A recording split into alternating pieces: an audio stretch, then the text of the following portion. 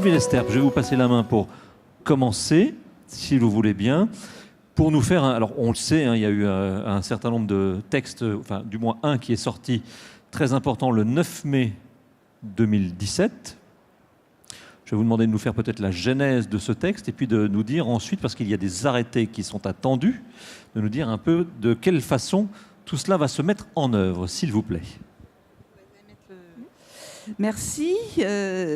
Donc effectivement, le décret du 9 mai 2017 relatif au repérage de l'amiante dans certaines opérations est pris pour application de l'article L4412-2 du Code du travail, lequel a été introduit par la loi du 8 août 2016, plus connue sous le nom de loi El Khomri.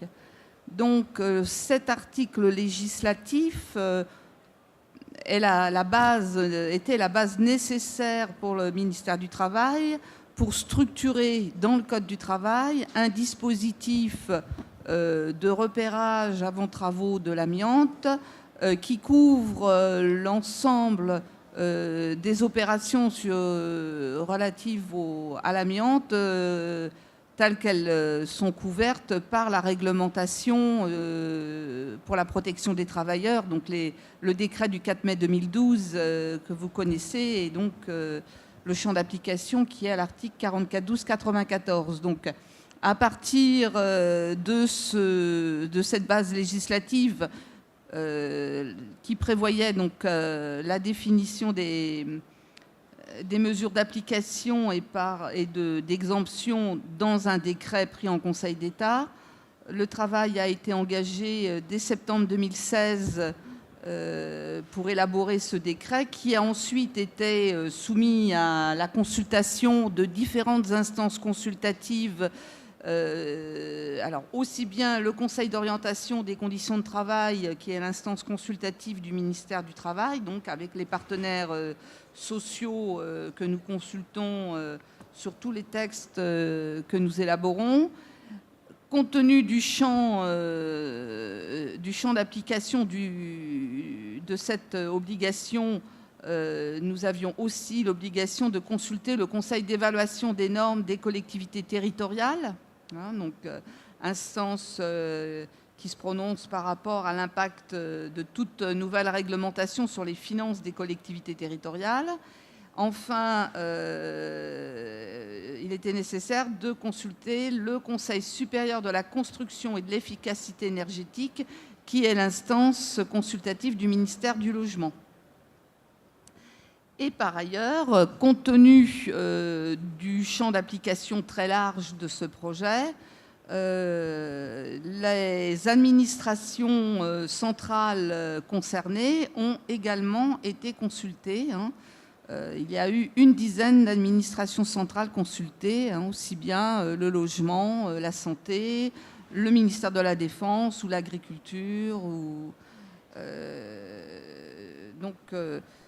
Tout cela pour nous amener au 25 avril en réunion de section sociale du Conseil d'État qui a validé le projet, lequel a ensuite été soumis à la signature des 4 ministres signataires, hein, santé, travail, logement et environnement, du Premier ministre le 9 mai 2017 pour être publié au journal officiel du 10 mai 2017. Donc voici pour les rappels des faits. Donc on constate entre septembre et mai quelques 10 mois pour du projet passé à la signature. Ensuite, quelles sont les futures... Est-ce que j'ai bien cliqué? Voilà, les futures évolutions, puisque la norme, le décret est paru, la norme est sortie durant l'été, mais derrière, les professionnels qui sont dans la salle attendent d'autres choses, et notamment les arrêtés domaine par domaine d'activité. Alors, le décret définit 6 domaines d'activité. Parce que je pense quand même qu'il faut bien avoir en tête que l'amiante n'est pas le privilège du domaine des professionnels du bâtiment, hein. Il y a de l'amiante dans d'autres ouvrages autres que les immeubles bâtis. Donc, 6 domaines d'activité ont été définis par le décret du 9 mai 2017. Hein. Il y a bien évidemment les immeubles bâtis qui, selon les chiffres dont nous disposons au ministère du Travail, représentent à peu près 80% des opérations de désamiantage sur une année. Nous avons le domaine des autres immeubles, tels que les terrains, les canalisations enterrées, les ouvrages de génie civil ou les infrastructures de transport. C'est un autre domaine qui n'est pas du domaine du bâti. Troisième domaine, les matériels roulants ferroviaires et les autres matériels roulants de transport, hein, agricoles, militaires, essentiellement. Quatrième, les navires, les bateaux et les autres engins flottants. Alors, dans autres engins flottants, vous avez les sous-marins et les plateformes pétrolières au hasard. Et puis les aéronefs. Et enfin, sixième domaine, qui est sans doute celui qui est le plus large, les installations, les structures ou équipements concourant à la réalisation ou la mise en œuvre d'une activité. Alors, sous cette appellation, vous avez aussi bien les installations de production électrique, qu'elles soient thermiques, nucléaires, hydrauliques, avec toutes les installations de transport et de distribution qui s'y attachent. Vous avez une raffinerie pétrolière, une usine pétrochimique sera aussi dans ce domaine-là, de même qu'une entreprise de sidérurgie avec tout son matériel, ses presses, ses cisailles. On a dans ce groupe-là les ascenseurs, les ponts roulants, les bandes transporteuses. Bon, c'est très hétéroclite. C'est très large, effectivement. Mais l'idée, c'était aussi d'avoir des appellations suffisamment larges pour être sûr de ne pas oublier un domaine, puisque à chacun de ces domaines, définis par la réglementation, devra disposer d'une méthode normalisée pour permettre ensuite la prise d'un arrêté. Donc dans les 6 domaines, c'est ce qu'on voit, le travail sera fait indépendamment. Comment ça va se passer ? Dans chacun des domaines, il y a des acteurs qui sont différents. Donc c'est simple, hein. Pour qu'une méthode normalisée ait sa légitimité, il faut qu'elle soit produite par les acteurs du domaine. Sinon, elle n'aura pas la légitimité au moment où on voudra la faire appliquer. Donc la norme 46020 est la norme produite par les professionnels du bâtiment. Donc effectivement, c'est une norme qui, au stade où elle est sortie d'enquête publique, c'était concomitant avec la publication de la loi. Donc on a pu, à ce stade, faire en sorte que la norme soit cohérente avec le dispositif normatif.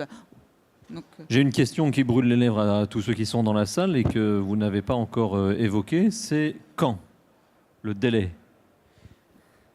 Le Conseil d'État, dans sa grande largesse, nous a rappelé que tout dispositif législatif devait être opérationnel dans les 2 ans après la publication de la loi. Bon, donc je vous laisse faire le compte. On a eu 3 mois de délai supplémentaire. Donc, alors justement, ma question était plus ou moins faussement naïve. Je vois qu'en haut, c'est 2016-2019, alors qu'il m'avait semblé que c'était au 1er octobre 2018 que la deadline avait été fixée. Oui, parce que bon, vous avez d'autres diapos qui concernent d'autres sujets après. Mais là, on est sur 2018. Sur 2018, là actuellement, enfin, on a anticipé depuis le mois de septembre 2016 avec l'AFNOR et les commissions et bureaux de normalisation concernés par l'ensemble de ces domaines pour pouvoir anticiper la mise en place des 5 comités de normalisation qui sont nécessaires à la complétude du dispositif. Et mardi prochain, à l'AFNOR, il y a une réunion de la commission des installations, structures et autres dont le rôle sera également d'assurer la coordination entre les 6 domaines de normalisation. Question suivante, quel est le souhait des pouvoirs publics? C'est de les sortir tout d'un coup, au fil de l'eau, en fonction de l'état d'avancement des travaux de chaque domaine d'activité? Non, le texte a été écrit et donc je vous renvoie à l'article 2 du décret du 9 mai où il est indiqué que jusqu'à l'entrée en vigueur des arrêtés par domaine d'activité, les dispositions de l'article R4412-97 dans sa rédaction actuelle demeurent applicables. Au fur et à mesure de la production des normes, de la définition des personnes compétentes et de leur dispositif de formation, on fera entrer en vigueur, on élaborera les arrêtés et on fera entrer en vigueur l'arrêté du domaine d'activité. Il y a des domaines qui sont plus avancés que d'autres, je pense, dans la préparation. Donc, sorti au fil de l'eau en fonction des domaines d'activité. Et ce que vous venez de me dire, si je comprends bien, n'exonère pas les professionnels qui sont dans la salle, c'est-à-dire qu'entre le moment où on se trouve aujourd'hui et la parution de l'arrêté, on ne peut pas se reposer en disant tant que ce n'est pas sorti, voilà, on est d'accord. Aujourd'hui, c'est le texte précédent qui s'applique. Tout à fait, il n'y a pas de vide juridique. Et je dirais que il n'y a pas de période de flou. Le texte tel qu'il est actuellement a le désavantage de ne pas écrire noir sur blanc repérage amiante avant travaux. Donc, ce qui fait qu'un certain nombre d'acteurs ont un peu perdu de vue que l'obligation d'évaluation des risques qui découle quand même à la fois de lois de 1991 et 1993 exige qu'ils fassent un certain nombre de choses dans la phase conception de leur opération. Et quand il s'agit de travaux sur des matériels ou des ouvrages construits à certaines époques, il y a des chances qu'ils soient confrontés à l'amiante. Et donc, ça fait partie de leur obligation d'évaluation des risques que de faire des repérages. Donc, cette obligation, elle demeure et elle demeurera jusqu'à l'entrée en vigueur de l'arrêté du domaine d'activité qui les concernera. Alors, je vous ai coupé dans les évolutions réglementaires sur la dernière partie, donc 2018-2020. Vous avez souhaité partager avec nous 3 dates, 3 années. Il y a effectivement, quand on aura produit les 6 arrêtés relatifs au repérage avant travaux, le travail ne sera pas tout à fait terminé pour le pôle amiante du ministère du Travail, puisque il y a un engagement qui a été pris et répété à plusieurs reprises, y compris dans l'instruction du 16 octobre 2015 du DGT, donc qui accompagnait l'abaissement de la VLEP à 10 fibres par litre, c'est celle de réviser les niveaux d'empoussièrement et les mesures de protection induites dès lors qu'un certain nombre d'études et d'éléments techniques seraient disponibles et exploitables. Ce qui n'était pas le cas jusqu'à présent, ce qui n'est pas encore tout à fait le cas, même si on est dans des phases de lancement de chantiers supplémentaires sous adduction d'air, 3 chantiers supplémentaires qui vont être faits normalement d'ici le début de l'année prochaine, puisqu'on a procédé à la réunion de préparation avec les professionnels concernés. Et nous avons une étude que nous allons lancer le 4 octobre de mémoire avec l'IRSN, donc l'Institut de recherche et de sûreté nucléaire, pour la détermination des facteurs assignés des tenues étanches ventilées et des ohms. Donc ça aussi, ça va se faire cet hiver. Et puis par ailleurs, pour la sous-section 4, qui est quand même le domaine dans lequel nous avons le moins de données exploitables, nous organisons le 10 octobre pour les professionnels concernés une présentation des résultats de la campagne Carto. donc un premier bilan à partir des résultats qui sont aujourd'hui disponibles et que donc une réunion qui sera organisée avec l'INRS et l'OPPBTP. Alors j'ai oublié de le préciser, vous voudrez bien m'en excuser, en ouverture de cette conférence, évidemment, comme à chaque fois, il y aura une séquence de questions-réponses à la fin, une fois que le tour de table aura été fait. Merci Sylvie Lester. Je reviendrai vers vous et je pense que la salle reviendra vers vous également dans quelques instants. Je me tourne maintenant vers vous, Christian Cochet. Déjà pour avoir votre avis sur ces travaux, vous dites quoi? Vous dites enfin, ouf, voilà, on l'a fait. Enfin, il reste encore du travail, si on a bien compris, mais qu'est-ce que vous dites en tant que président de la commission de normalisation? Oui, alors merci de me permettre de revenir un peu sur ce travail de normalisation. Alors cette norme sur la présence, finalement, le repérage de l'amiante dans les immeubles bâtis, puisque c'est ça son périmètre, qui est donc celle qui est un des premiers éléments là, de la liste donnée par Sylvie Lester. C'est en fait une norme qui existe depuis 2002.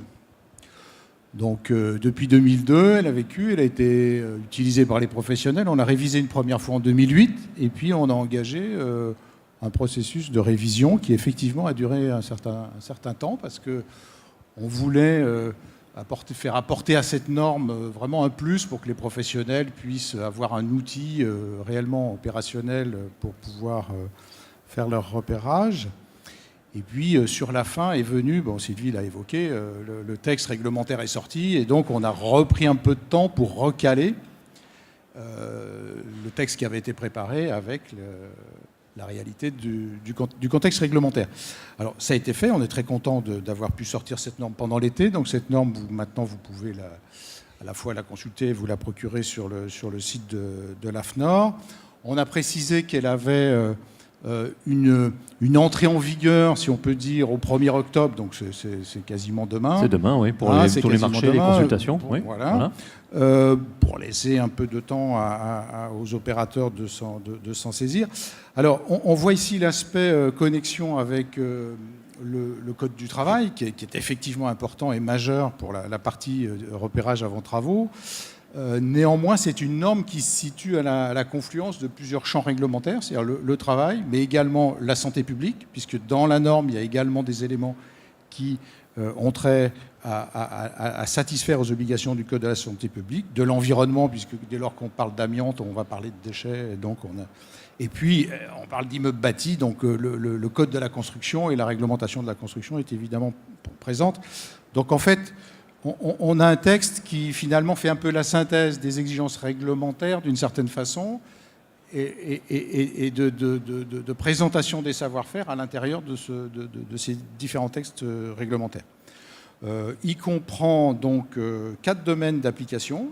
Alors évidemment le repérage avant travaux qu'on a évoqué, également le repérage avant démolition qui en est un peu une variante, mais également les repérages avant vente que chacun connaît dès lors qu'il y a une transaction, qui lui procède du Code de la santé publique, et puis le repérage en vue de constituer les dossiers techniques amiante, les dossiers amiante dans les parties privatives notamment.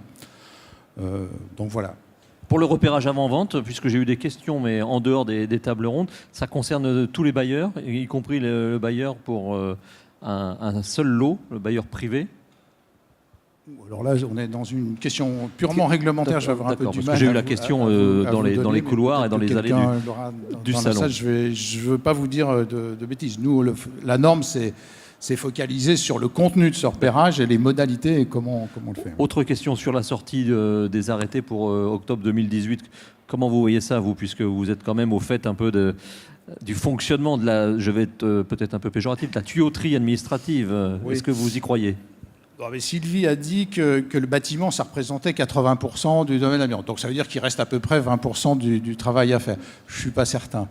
Mais peut-être que... Vous savez, c'est la règle des 80-20. Hein, mais non, je pense qu'il y a un enjeu fort. Bon, de toute façon, il y a des exigences réglementaires qui sont là, il y a des échéances qui sont données. La mécanique va se mettre en œuvre de manière à pouvoir y satisfaire. Bon, côté immeuble bâti, je dirais c'est fait, on est prêt. Le tout, ça va être que les autres domaines puissent également, mais Bon, Sylvie a également annoncé que ça allait se faire progressivement en fonction de l'avancement. Il faut être aussi pragmatique. Il y a aussi un travail à faire de coordination entre les domaines d'activité pour que tout le monde avance à peu près à un rythme homogène. Oui, plutôt que de travailler chacun dans son coin. Je pense aussi, peut-être pas tant l'avancement homogène, mais qu'en fait les documents normatifs qui soient issus de ces travaux présentent une cohérence, une base commune. Alors, quand on a fait évoluer la norme sur le bâtiment, on a quand même gardé l'ossature générale, qui est une ossature qui permet de mettre au clair les relations entre les différents donneurs d'ordre, de définir des modalités, de donner des éléments un peu de modalités pratiques et de modalités techniques pour réaliser les repérages. On a dans la norme bâtiment une liste de matériaux avec un certain nombre de préconisations en matière de repérage et de sondage qui est une réelle aide à la réalisation de ces choses-là. Donc on imagine sans doute que les autres documents normatifs qui devront être produits devront être un peu dans le même esprit, enfin, et au moins couvrir les mêmes domaines. Merci. À vos côtés, Jérémy Almosny, donc chef de pôle marché gaz chez GRDF. J'allais dire, c'est pas forcément pour cette fonction que vous êtes ici, hein. C'est aussi et surtout pour le fait que vous avez animé un groupe de travail opérateur avec un S à opérateur. J'allais vous poser une question sotte et naïve. Vous n'êtes pas trop dans le bâtiment, vous ? Alors, j'allais justement préparer mon introduction déjà par vous remercier parce qu'effectivement, je vois un parterre de professionnels de l'amiante. On n'est pas des professionnels de l'amiante, c'est une composante qui fait partie de nos activités au quotidien. Et donc, on a besoin de comprendre les enjeux et de s'entourer des professionnels pour mieux appréhender cette problématique. Donc, avant tout, un grand merci de nous donner cette tribune. Alors, une tribune qui nous est permise aussi au nom d'un groupe de travail opérateur. Donc, peut-être vous parler déjà de GRDF très rapidement. On est gestionnaire des réseaux de distribution de gaz naturel, c'est 200 000 km de réseau sur l'ensemble de la France, 9 600 communes. Et justement, la problématique des immeubles non bâtis, donc là on sort justement des 20%, on est dans les 20%, qui sont loin d'être négligeables pour les acteurs de la profession. On s'est réunis courant 2014 pour réfléchir à cette problématique qui est venue se greffer à nos activités au quotidien. Et donc derrière ce groupe de travail opérateur, on a autour de la table des acteurs tels que Orange, tels qu'Enedis, ou encore la Lyonnaise des Eaux, pour réfléchir justement à comment appréhender et rendre opérationnel et adapter nos protocoles d'intervention pour traiter cette problématique amiante. Donc on a eu une première tribune offerte avec Madame Lester pour lui restituer déjà notre décryptage de la problématique. Et il est vrai que pour nous, ce qu'il était important dans un premier temps, c'est d'avoir cette notion de repérage et bien le qualifier. Qu'est-ce qu'on met derrière le terme repérage? Et nous, on est extrêmement sensibles, opérateurs, maîtrise d'ouvrage, donneurs d'ordre, mais aussi en tant qu'employeur, de disposer de toute l'étendue existante des moyens de repérage. Et pour nous, c'est essentiel. Alors, naturellement, on a le carottage, mais on a pu aussi, de par notre réseau et de par ce travail collectif avec les ensembles des opérateurs, identifier des pratiques très intéressantes menées par des gestionnaires de voirie, par des collectivités locales sur la mise à disposition d'une cartographie qui permettait de tracer dans le temps ces fameux repérages, mais aussi de disposer d'une série d'informations issues de l'histoire de la voirie. Donc pour nous, c'était un élément intéressant qui nous permettait de gagner en efficacité opérationnelle sur la question des repérages. Et puis derrière cette question de la problématique, on a essayé d'avoir une approche plus fine sur l'évaluation du risque. Et donc justement, derrière cette approche de l'évaluation du risque, on a essayé, dans notre statut d'employeur et statut de donneur d'ordre, d'avoir plusieurs échantillons de mesures du niveau d'empoussièrement des différentes interventions auxquelles on faisait face. Donc on a des interventions en immeuble bâti, mais là on était je ne vais pas dire en avance de phase, mais on était en quadrature de phase avec la réglementation du 4 mai 2012. On avait déjà fait ces estimations pour adapter nos protocoles.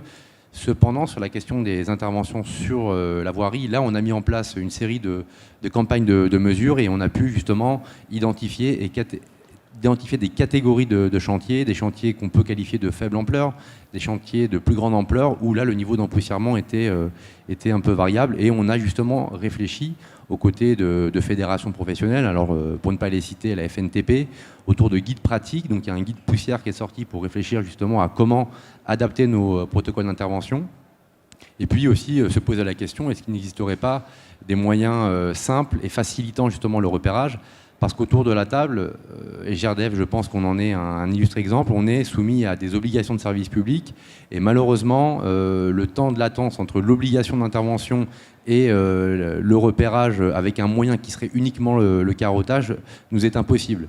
Lorsqu'on a une fuite de gaz sur un réseau, on n'aura pas forcément le temps de lancer cette intervention. Et donc, on a également réfléchi à ces chantiers dits de référence qui pourraient éventuellement souscrire à un principe d'exemption de repérage.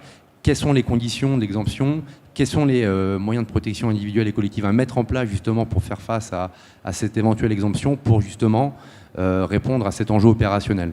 Donc voilà un peu tout ce qu'on a essayé de partager entre 13 opérateurs pour proposer ces réflexions au ministère, mais aussi également aux organismes de normalisation. Maintenant, on est sur les starting blocks, on est prêt à proposer ces recommandations, ces réflexions.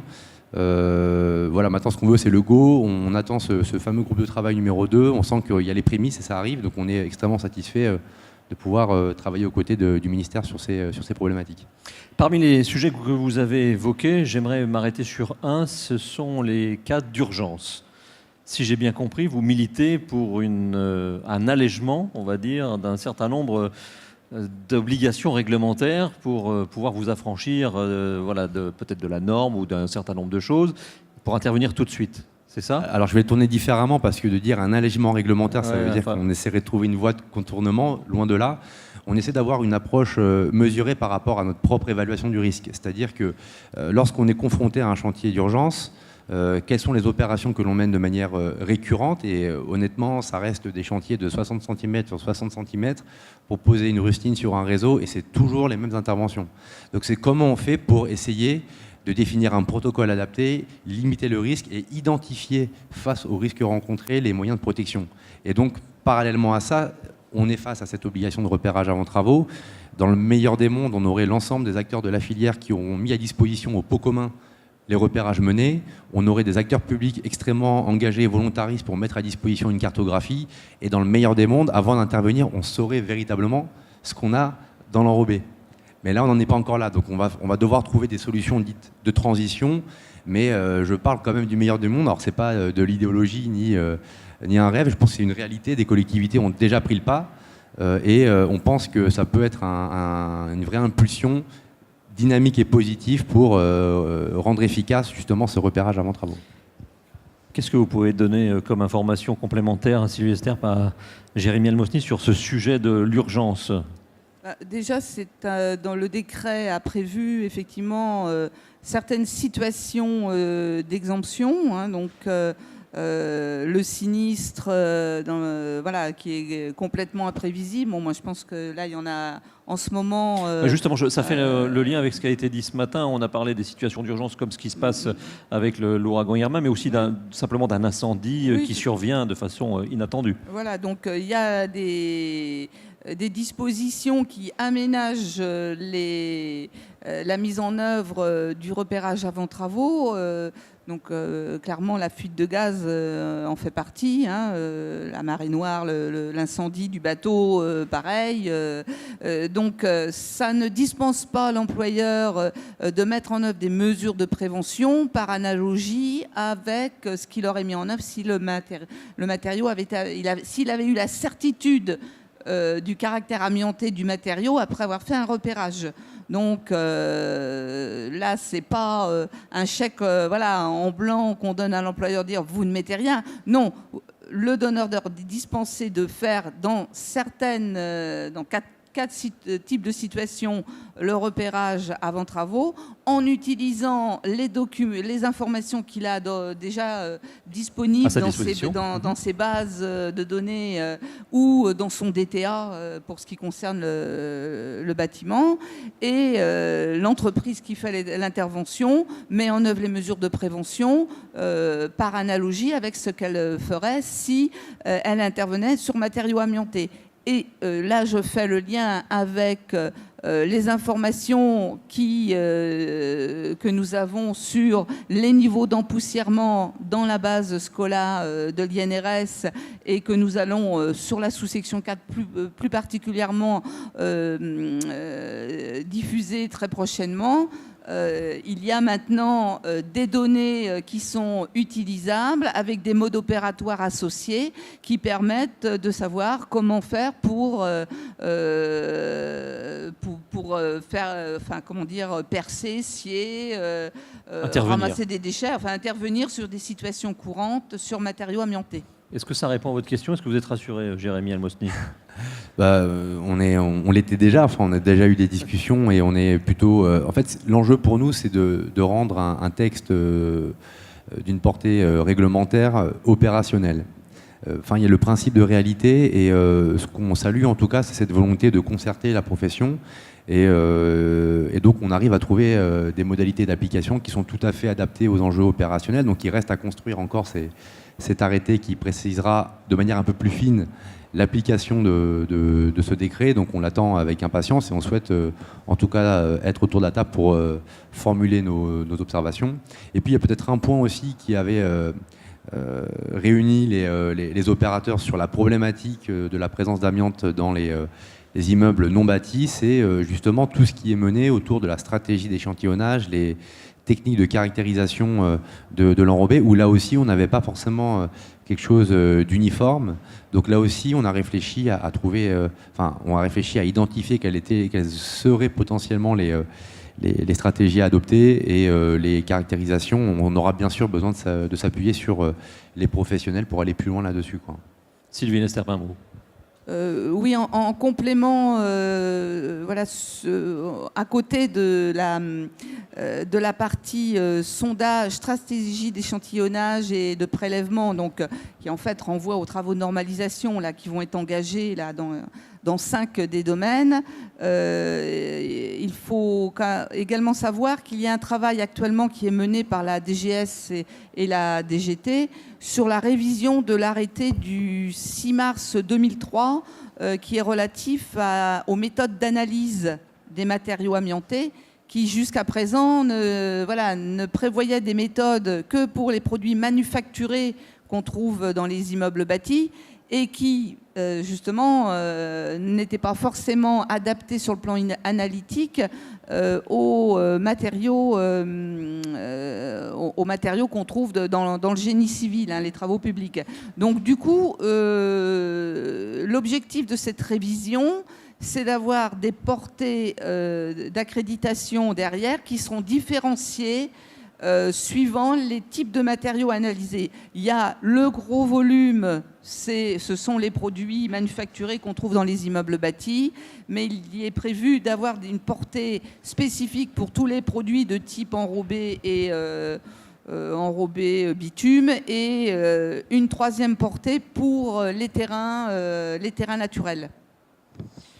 Merci. Je vois que ça a été très intéressant puisque vous avez tous pris des notes sur le fameux arrêté ou le décret. C'était un arrêté du mois de mars 2003, si j'ai une bonne mémoire. Je n'ai pas la même mémoire que vous, mais je ne suis pas à la DGT. J'avais une question, on n'a pas évoqué dans la norme, et je rebondis par rapport à ce qu'un des intervenants a dit sur une table ronde précédente. Alors je ne sais plus qui, puisque c'était hier, mais qui nous disait que c'était bien, la norme, les travaux avaient été assez consultatifs, collaboratifs. Néanmoins, il faisait état du fait que la mention de quantité estimée était apparue soudainement par un coup de baguette magique et il s'en était un peu ému hier ici lors d'une précédente conférence. Alors, est-ce que c'est le cas? Est-ce que c'est quelque chose? Ça peut arriver, parfois dans les textes, on a déjà vu ça. Des choses qui sont bien écrites et puis hop, pendant la nuit, un petit mot qui est rajouté. Est-ce que c'est la réalité? Je m'étonne de son étonnement. Parce que la quantité estimée, c'est une mention des plans de retrait, plans de démolition, de retrait, d'encapsulage, qui existent depuis 1996. Donc il faut bien que quelqu'un donne les informations pour que l'entreprise puisse estimer la quantité de matériaux amiantés qu'elle va, pour le compte de son maître d'ouvrage, envoyer dans les filières d'élimination. Deuxième source d'étonnement, c'est que certains opérateurs de repérage qui se sont effectivement émus de cette disposition dans le décret du 9 mai sont aussi ceux qui font les repérages, les diagnostics déchets de démolition, qui est un dispositif du ministère de la Construction, dans lequel il est explicitement prévu que l'opérateur de repérage fait un estimatif de la quantité. Donc, s'ils font sous une casquette, ils peuvent le faire aussi sous l'autre. Et pan, voilà. Avant de passer aux questions dans la salle, j'avais encore une question personnelle, enfin, qui va vous intéresser aussi, je suppose, sur le fameux plan interministériel amiante. Je reprends juste un chapeau là d'une excellente publication Dimension Amiante numéro 13, et dans le chapeau, c'est souvent évoqué, jamais dévoilé. Le plan interministériel amiante, où en est-on ? Eh bien, là, il faut se tenir au courant de l'actualité. Le plan interministériel, c'est une réalité. Bon, il y a des gens qui travaillent, effectivement, et qui, pendant qu'ils travaillent, ils n'ont peut-être pas forcément le temps de faire de la communication, mais à un moment donné, on peut faire un bilan intermédiaire. C'est ce qui a été fait au mois de juillet cette année. Et pour les personnes que ça intéresse, le plan interministériel est à votre disposition, alors soit sur le site des ministères, ministère du Travail, le ministère de la Santé, de la mise en ligne également. Mais en tout cas, une des actions du plan était également la mise en place d'un portail interministériel d'information du public. Et ce portail est ouvert depuis début juillet sur le site Tout sur l'environnement. Et en allant sur, soit en rentrant par le site du ministère la page amiante du site du ministère du Travail, soit en rentrant par le site Tout sur l'environnement, vous aurez accès au plan d'action avec un bilan d'étape des 23 actions qui structurent le plan et qui comprennent la communication, l'information, la professionnalisation des acteurs, l'élaboration de règles communes, de règles de l'art, les aspects recherche et développement et le PRDA, tout comme le repérage avant travaux, relève de cette démarche, de cet axe 4 sur l'innovation et la recherche, et l'axe 5 est tout ce qui est suivi, études, base de données. Et je peux effectivement aussi indiquer qu'en ce qui concerne le ministère du Travail, nous sommes en train de travailler sur une plateforme dématérialisée de dépôt des plans de retrait. Donc, ce qui a été déjà annoncé par le gouvernement, puisque c'est une des mesures de simplification administrative gouvernementale. Voilà. Donc, tout sur l'environnement.fr, je suppose, puisque nous sommes en France. Donc, c'est le nom de ce portail pour avoir plus d'informations sur ce plan interministériel amiante.